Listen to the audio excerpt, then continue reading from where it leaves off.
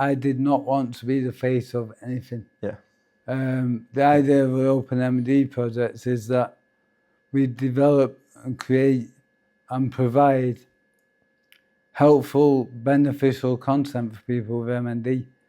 My aim was to be in the background with that. Like, again, same scenario, this world is quite small, the community is quite small, which means it's really close-knit, which means pretty much everybody that we see in here knows you or has spoken to you in some way, shape or form, because everybody goes like, oh, I need to know some information about this, and they'll ask someone, and then someone will be like, oh, actually go and ask Phil. Yeah, I get so that you end a up lot. with everybody. Do you know what I mean? How many times we've seen people coming in here and meeting you after a session, before a session, or you've come in to meet them because they've said that they're coming and you're nearby. Do you know what I mean? Like that shows how important you are to this world.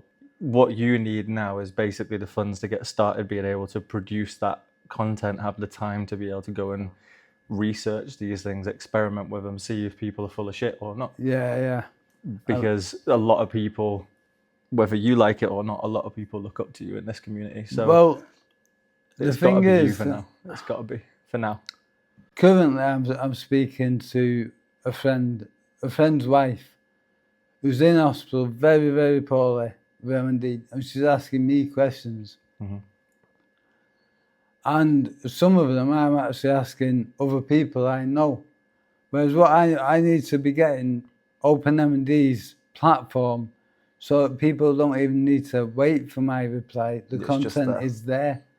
And that's really, really life-saving information about what to do with pneumonia and MND when you can't breathe and can't eat and is in hospital. Well, it's also, it saves people, other people sifting through the bullshit, which you all have already done. So you've been able to sift through a lot of stuff and avoid a lot of potholes and pitfalls that some other people have gone into. Now, when you said about it being life-saving information, for me, it's that bit. It's stopping people going, if you look down, you know, whatever you decide to research into through all this, and you're like, well, actually, that can work, but only in this context, at least all that's already there for someone, and they don't have to try and do that whilst also being scared. What I've seen a lot, and luckily, touch wood, I haven't been caught by it, is desperation. When people get desperate, you can notice the panic in the questions that they ask me.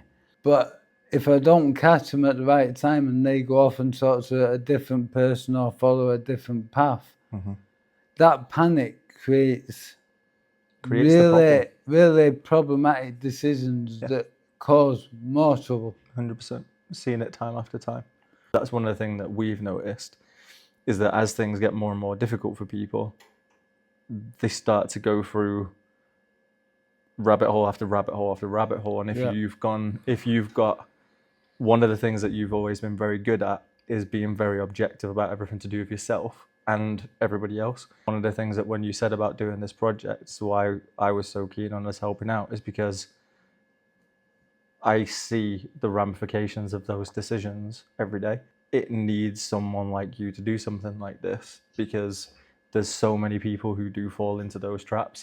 Over time, we should get it so that we've got the support network that OPNMND and its projects are obviously steered by me, but don't need me at the forefront. As soon as you said this is what we want to do, and it's looking at the alternative side of things, there's a lot of funding, a lot of time, a lot of effort going into the opposite side of it, but not into this.